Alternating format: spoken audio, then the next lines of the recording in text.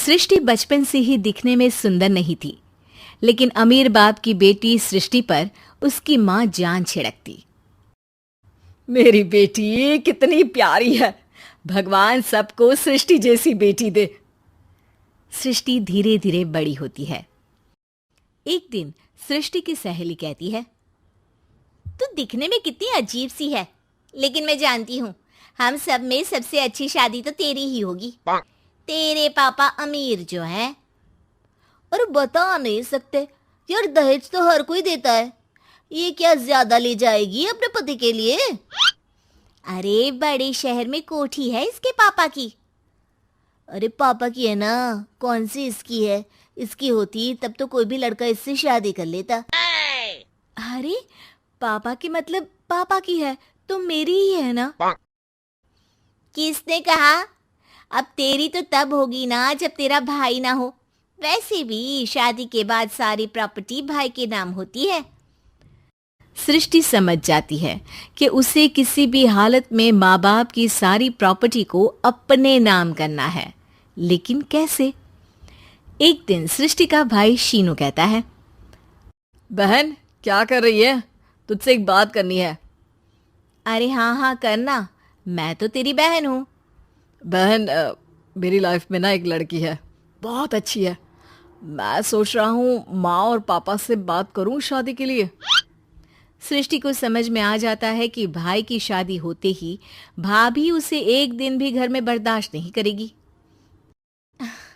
क्या बात है भाई, बताना कौन है वो?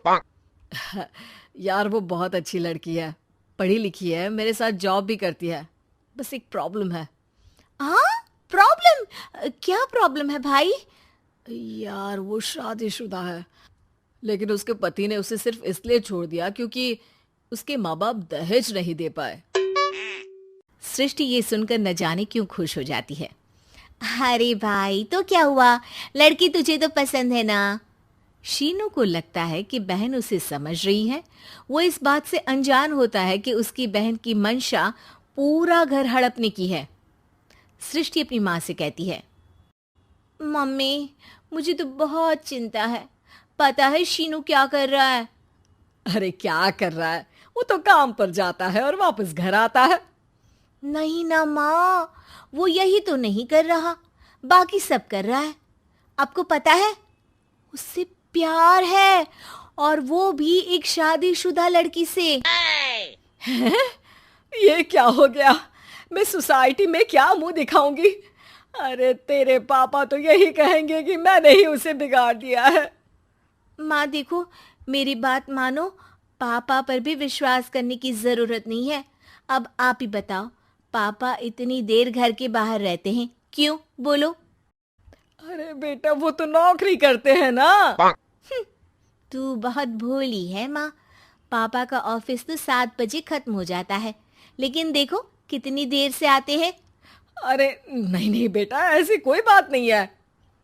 सृष्टि माँ को एक औरत से बात करते पिता की फोटो दिखाती है। देखो माँ, कैसे हैं पापा? मैं ना कहती थी कि पापा सही नहीं है। मैं तेरे पापा से बात करूंगी, दे फोटो मुझे। ओ माँ, वो तो डिलीट हो गई। लेकिन चल, तूने तो देख लिया ना, पापा से बाद में बात कर लेना, और हाँ मेरा नाम बिल्कुल मत लेना। हाँ माँ। अब क्या था, सृष्टि के माँ और पिता के बीच झगड़ा होना शुरू हो जाता है। सृष्टि के मन में क्या चल रहा था कोई नहीं जानता था। एक दिन, माँ सृष्टि के लिए एक लड़का देखा है, वो लोग शाम को उसे देखने आने वाले हैं। और हाँ माँ, एक खुशखबरी, मैं और पापा मिलकर एक नया बिजनेस ट्राई कर रहे हैं। शाम को लड़का आता है, सांवले रंग का। सृष्टि को तो बिल्कुल भी पसंद नहीं आता। लड़की की माँ कहती है, लड़की का चेहरा तो कोई खास नहीं, लेकिन अगर मेरे बेटे को आप लोग सेटल कर दें तो मैं उसकी शादी आपकी बेटी से करवा दूं। सृष्टि को लड़का बिल्कुल पसंद नहीं था। उसे भाई पर गुस्सा आ जाता है। लड़के वालों के जाने के बाद कहती है, माँ देखा शीनू मेरे लिए कैसा लड़का लेकर आया, न दिखाने लायक न सुनने लायक, सेटल भी नहीं, वो भी हम करे। अरे माँ, मैं जानती हूँ ये मेरी शादी किसी भी घर में क्यों करवाना चाहता है। अरे कैसी बात कर रही है बहन? तूने तो देखा ना, लड़के को मैंने ही मना कर दिया तुझसे शादी के लिए। जिसने लड़का बताया था उसने उसकी बहुत तारीफ की थी। बात आई गई हो जाती है, लेकिन सृष्टि का मन शांत नहीं होता। क्या करूं, कुछ समझ में नहीं आ रहा। मेरी शादी हो गई तो ये लोग पूरी प्रॉपर्टी शीनू के नाम कर देंगे, मेरे हाथ तो कुछ लगेगा ही नहीं। तभी सृष्टि को आइडिया आता है। वो किसी वकील को फोन करती है। जी देखिए, अगर आपके मम्मी पापा का तलाक हो जाता है तो आपके पिता की आधी प्रॉपर्टी आपकी माँ के नाम हो जाएगी, फिर उसे वो किसी को भी दे सकती है। सृष्टि अब माँ को बेटे के खिलाफ भरती है। माँ, शीनू पर नजर रखा करो, वो जिस लड़की के प्यार में है ना वो शादीशुदा है। यहाँ आएगी, सारा पैसा रुपया जमीन जायदाद सब हड़प लेगी। पापा का भी हाल तुमसे छुपा नहीं है। ऐसा ना हो कि मैं और आप एक दिन सड़क पर भीख मांगे। हे भगवान, मैं तो जीते जी मर जाऊंगी अगर ऐसा हो गया तो। ऐसा हो गया नहीं माँ, ऐसा ही होगा। अभी समय है, आगे का सोच लो। मैं तो कहती हूँ पापा से आधी प्रॉपर्टी लेकर अलग हो जाओ।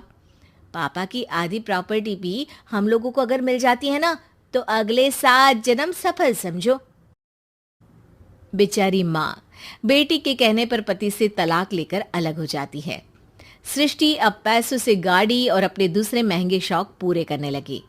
उसके दोस्त भी उसके पैसे इस्तेमाल करते। सृष्टि, कल तुम कहाँ थी? मैं सारा दिन घर पर अकेली थी। तो मैं क्या करूं? मैंने ठेका तो नहीं लिया है ना तुम्हें संभालने का। माँ को सृष्टि से ये उम्मीद नहीं थी। वो बैठकर रोने लगती है। वहीं उसका पति यानी कि सृष्टि के पिता आ जाते हैं।